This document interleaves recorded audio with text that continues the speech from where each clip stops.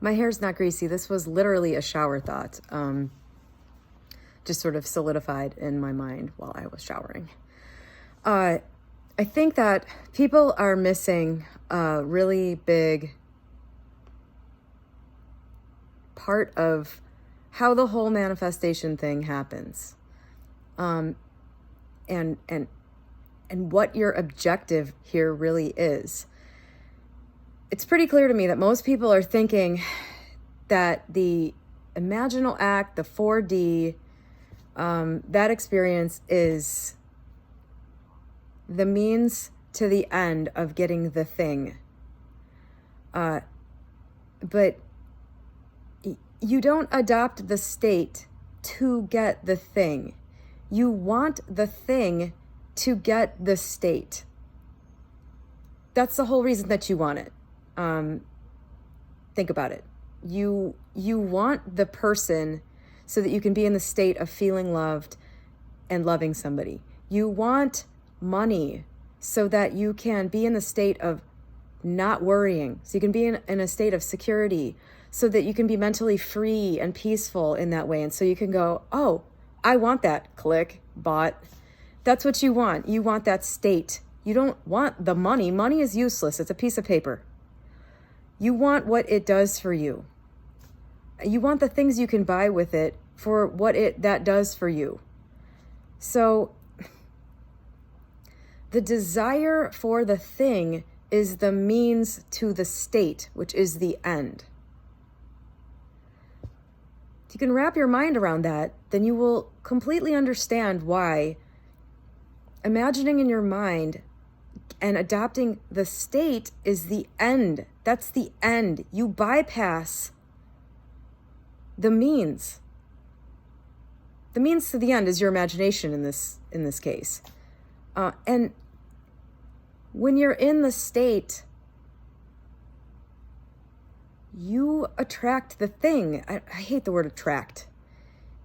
You are just a match for the thing. And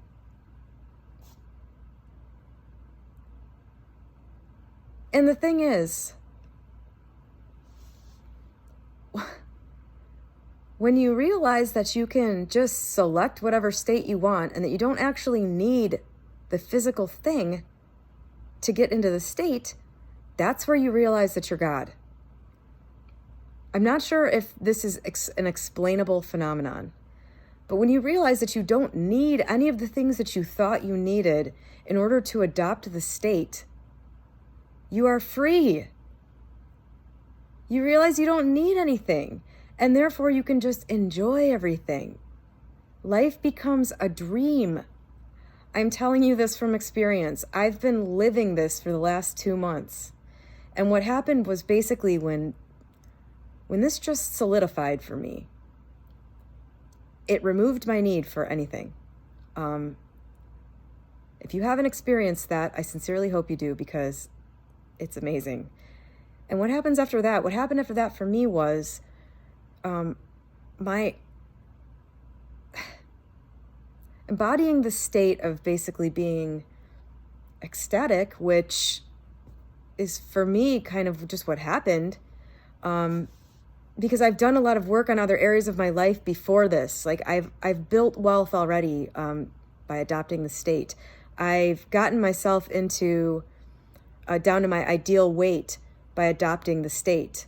I've done these things sort of in a singular way, thinking that when I got the thing, that I would then be happy. And it was only through going through it, getting the things and still not being happy, that, I just said, like, there's got to be something more to this. Like, this just can't be life. Like, that can't just be it. A baseline state of always wanting cannot be this. There's got to be more to it than this. That's how I came to all of this stuff. But when you're in the state of happiness, then you notice it's like very glaringly obvious every time you're not feeling that way. And then you realize that each one of those feelings of not being happy is like a little puzzle that is revealing to you a belief that you have, that you've been holding, or something that you think that's wrong. And then you unravel that mystery and you figure out what the belief is, and you figure out why it's not true. It can't be true. It can't be true, because when you realize your base state is just that of being blissful, you know that the things that make you feel bad can't be true, because you know that bliss is the real state that you're meant to be in. And so you unravel these beliefs, and as you're going through this and you're just walking through your world every day, your changed state of being starts affecting other people. Close relationships you have will start to get better and change. I had a blow up in one of my closest relationships last week that was like the most transformative thing. 100% because I'm different. I'm embodying a different state of being. It's almost like I'm a different person with the same body and the same history and the same way of communicating, but it's a different person in here fundamentally. So every time I have a bad feeling that comes up, I know it's related to something false. And because this is just feeling like a game now, I had to sit maybe 3 or 4 days ago, I had to sit through almost a whole day of feeling like absolute shit about something, because I just could not figure out how to undo the puzzle. And then bing, like that, like towards the end of the day, I was like, oh, okay, here's what I need to be thinking about this. This is the truth. Gone. Hopefully never to be seen again. I've got about 10 different examples of something like that, where it came back to a belief that I've had about myself my whole life that isn't true and that makes me miserable. And so, every time one of those things falls off, it's just like I wake up the next day, I'm lighter, I'm happier, I'm inspired. Things are occurring to me. Things are just happening to me. If I have an issue that I want to resolve or something I'm trying to get, ways to make that happen just pop into my head. I'll just be driving and I'll be like, boop, there it is, just sitting in my brain. It's fucking amazing. So, to recap, the thing you want is not the end, it's the means to get you to the state you think the thing you want is going to give you. It's